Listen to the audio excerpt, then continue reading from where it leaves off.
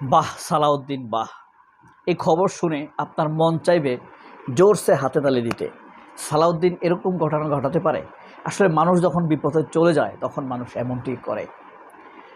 সুনির্দিষ্ট অভিযোগ নিয়ে ঋণের নাম করে ঋণের কাগজপত্র তৈরি করে এস আলম এবং সুপ্পু প্রথম ইসলামী ব্যাংক থেকে 500 কোটি টাকা আত্মসাৎ করেছে। সেই সুনির্দিষ্ট দলিলপত্রের ভিত্তিতে ইসলামী ব্যাংকের কর্মকর্তা ইয়াসিন আলী এস আলম এবং সুপ্পুর বিরুদ্ধে মামলা করেছে কোর্টে এবং দুদকে অভিযোগ করেছে। এই অপরাধে সেই ইসলামী ব্যাংকের কর্মকর্তার গলা টিপে ধরেছে, অর্থাৎ তাকে সাসপেন্ড করে দিয়েছে। এখন সাংবাদিকরা যখন ইসলামী ব্যাংকের ভারপ্রাপ্ত এমডি আরাফাতকে ফোন করেছে তখন সে অস্বীকার করেছে। সে বলেছে, তদন্তের জন্য আমরা তাকে সাময়িকভাবে বরখাস্ত করেছি, এটা পার্মানেন্ট কোনো বরখাস্ত নয়। দেখেন, একটা লোক দুর্নীতির বিরুদ্ধে দেশের অর্থনীতির স্বার্থে ব্যাংকের স্বার্থে ব্যবস্থা নিয়েছে, তার বিরুদ্ধে মামলা করেছে। শুধু তাই নয়, তাকে সাসপেন্ড করেছে। এখন আবার ভয়ে অস্বীকার করছে। এস আলমের পক্ষে এস আলম রাষ্ট্রের চেয়ে শক্তিশালী, এস আলম দুদকের চেয়ে শক্তিশালী, এস আলম গভর্নরের বাংলাদেশ ব্যাংকের গভর্নরের চাইতেও শক্তিশালী। এস আলম সালাউদ্দিন আহমেদকে পর্যন্ত ক্যাপচার করে ফেলে। এখন তারা পয়েন্ট বের করেছে কি, এমডিকে না জানিয়ে কেন সুপ্পুর বিরুদ্ধে ব্যবস্থা নেওয়া হলো। এমডিকে জানিয়ে ব্যবস্থা নিতে নিতে সুপ্পু তো বিদেশ চলে যাবে। এই অবস্থা বাংলাদেশে। একটা লোক, একটা অপরাধী রাষ্ট্রের চাইতে শক্তিশালী হয়ে যায় কীভাবে? এই সালাউদ্দিন আহমেদের, সে যে এস আলমকে রক্ষা করার জন্য এইভাবে চেষ্টা করছে। সালাউদ্দিন আহমেদ বেতন নেয় আমাদের, তার গাড়ি আমাদের টাকায়, আমাদের ট্যাক্সের টাকায়, তার বউ বাচ্চারা এখন থাকে আমাদের ট্যাক্সের টাকার বাসায়। সেই লোক দেশের বিরুদ্ধে, দেশের মানুষের বিরুদ্ধে, অর্থনীতির বিরুদ্ধে যে ব্যবস্থা নিয়েছে, আপনি যদি বুঝতে পারেন, একজন দর্শক এই ভিডিও যে দেখছেন, যদি মনে করেন এস আলমেরকে শেল্টার দেওয়ার কারণে, বাংলাদেশের মানুষের বিপক্ষে অবস্থান নেওয়ার কারণে আল্লাহ সালাউদ্দিনকে শাস্তি দিবে মনে করেন, আপনি কোন শাস্তিটা সালাউদ্দিনের জন্য সিলেক্ট করবেন? অবশ্যই সেটা কমেন্ট বক্সে লিখবেন। আজকে দৈনিক আমার দেশ পত্রিকার একটা প্রধান শিরোনাম হলো এই যে এটা দেখেন, দেখতে পাচ্ছেন? অনেকগুলো শিরোনাম, মারাত্মক সুন্দর সুন্দর শিরোনাম, আপনি চমৎকৃত হবেন। আচ্ছা, সেই শিরোনামগুলো বলার আগে আরেকটা কথা বলে নেই। এই যে দীনেশ ত্রিবেদী গতকাল আমাদের দেশের মাননীয় প্রধানমন্ত্রীর সাথে সাক্ষাৎ করেছেন, আমরা কি ভাবতেছি? দীনেশ ত্রিবেদী খুব নতজানু। দীনেশ ত্রিবেদী চাইতেছে যেন হাসিনাকে নিরাপত্তা দেওয়া হয় আসার পর, অথবা আওয়ামী লীগকে যেন রাজনীতি করতে দেওয়া হয়, এই সুযোগ করছে না। তারা এখন এইসব কিছু চাচ্ছে না। এই মুহূর্তে তাদের একটাই চাওয়া, একমাত্র চাওয়া, কোনোভাবেই যেন ইউনূস বাংলাদেশের প্রেসিডেন্ট হইতে না পারে। ইউনূসকে তারা এতই ভয় পায়, তারা এখন কোনো কিছু নিয়ে কথা বলছে না। এই যে রয়ের লোক আসছে, সব একই উদ্দেশ্যে আসছে। দেখেন, আসল কথাটা নিয়ে কেউ কোনো পত্রিকায় কোনো কথা নাই, কোনো আলোচনা নাই। আসল কথা হলো এখন আপাতত ইউনূস ঠেকাও, কারণ ইউনূসকে ঠেকানো গেলে পরে তারেক রহমানের উপরে প্রভাব বিস্তার করানো যাবে।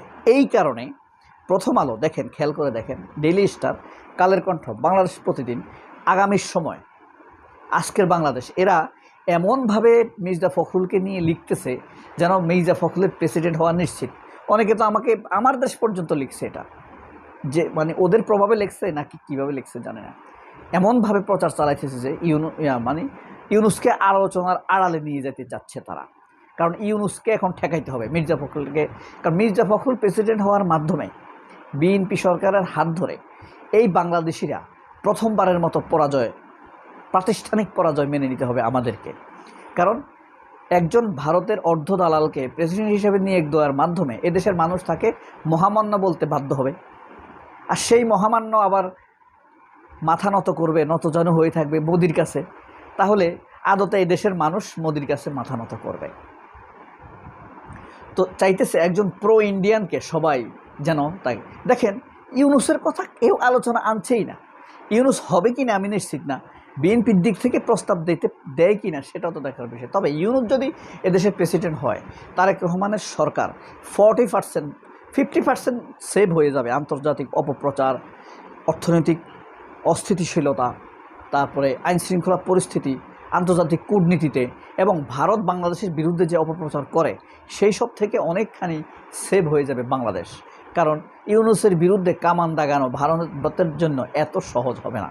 কারণ পশ্চিমা বিশ্বের কাছে, বিশেষ করে আমেরিকার কাছে ভারতের অবস্থা এখন খুবই খারাপ, খুবই খারাপ, খুবই খারাপ। এখানে তারা টিকে উঠতে পারছে না। এই কারণে এর মধ্যে যদি ইউনূস প্রেসিডেন্ট হয়ে যায় তারা আরও কোণঠাসা হয়ে যাবে, হাসিনার পেরা আরও অনিশ্চিত হয়ে যাবে। এই কারণে হাসিনার, আওয়ামী লীগের, সন্ত্রাসী লীগের আলোচনা ছেড়ে এখন তারা শুধুমাত্র ইউনূস ঠেকানোর কর্মসূচিতে লেগে গিয়েছে। যাই হোক, এবার আমরা আমাদের হেডিংগুলোতে আসি। ছেলের সঙ্গে পরীক্ষা দিয়ে মা GPA 5 পেয়েছে, এটা দেখেছেন আপনারা? ছেলে এবং মা একসাথে পরীক্ষা দিয়েছে। এই যে দেখেন, মা GPA 5 পেয়েছে। আরেকটা খবর হলো ছাত্রদলের নতুন কমিটির অপেক্ষায় পদপ্রত্যাশীরা, দেখেছেন? এটা একটা, আচ্ছা আগে শুনাই কি কি আজকে খুব চমকপ্রদ খবর। সেটা হলো, ছেলের সাথে মা, এটা বললাম, হাসিনার পক্ষে, হাসিনার মতো করেই, হাসিনার যেভাবে ফাঁসি হয়েছে বাংলাদেশের আদালতে, সিরিয়ার আদালতে ফাঁসি হয়েছে কার? আরেক ফ্যাসিস্ট, খুনি, অত্যাচারী বাশার আল আসাদ। এবার ডোনাল্ড ট্রাম্প কন্টেইনারে করে তুরস্ক থেকে আমেরিকা গেছে, বিমানেও যায় নাই, মালবাহী কন্টেইনার, বুঝছেন? ইরানের ভয়ে। এই যে দেখেন, দেখেছেন? ইরান কি ভয় লাগাই দিছে না? আমি আবারও বলি, এস আলম এবং ছপ্পুর বিরুদ্ধে মামলা দেওয়ার কারণে যেই কর্মকর্তাকে সাসপেন্ড করা হয়েছে তার জন্য দোয়া করবেন, সালাউদ্দিনের জন্য নিপাত কামনা করবেন, যদি সালাউদ্দিনকে আল্লাহ হেদায়েত না দেয়। ক্রিকেটে ভারতীয় দালালদের থেকে সাবধান থাকতে বলেছেন। এই যে দেখেন, মাহমুদুর রহমান। এখন অনেকেই বলবে মাহমুদুর রহমান খালি ভারতীয় দালাল দেখে। এই দেশের মতো ভারতীয় দালাল আর কোথাও নাই তো। এত বেশি মোদির সন্তান এখানে। দ্বিতীয়বারের মতো ভারত বাংলাদেশের প্রধানমন্ত্রীকে আবারও দাওয়াত দিয়েছে। প্রথমে দাওয়াত দিয়েছে কিসের জন্য? ওই যে ব্রিক্সের সম্মেলনে যোগ দেওয়ার জন্য। সেখানে প্রধানমন্ত্রী হিসেবে উল্লেখ করে নাই। এবার আবারও দাওয়াত দিয়েছে তারেক রহমানকে ভারতের যাওয়ার জন্য। তবে কিছু একটা ঘটতে যাচ্ছে। আপনার প্রধানমন্ত্রীর সাথে দীনেশ ত্রিবেদী দেখা করা 2 ঘন্টার মধ্যে সে ভারতে চলে গেছে, ডাইরেক্ট মোদির কাছে, বুঝছেন? বিমানের টিকিট আগেই রেডি রাখছে, এরপরে চলে গেছে। এর আগে আমেরিকান কূটনীতিক সার্জিও গোরের সাথে সাক্ষাৎ করছে, 2 ঘন্টার মধ্যে ভারতে চলে গেছে। সেখানে শুধু অজিত দোভালের সাথে দেখা করছে, পররাষ্ট্রমন্ত্রী জয়শঙ্করের সাথে দেখা করছে, মোদির সাথে করে নাই। গতকাল গিয়েই মোদির সাথে সাক্ষাৎ করছে।